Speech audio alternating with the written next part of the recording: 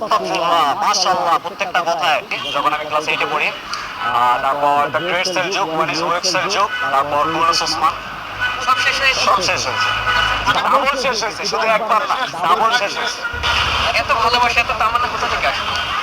ওসমানের সিরিজ দেখার পর থেকে আসলো। আমার এই ওসমান মানে আমি আত্মর যে সিরিজ দেখছি এটা সর্বপ্রথম আমার ছোট ভাই দেখছে, ঠিক আছে, আমাকে আমার ছোট ভাই সাজেস্ট করছে।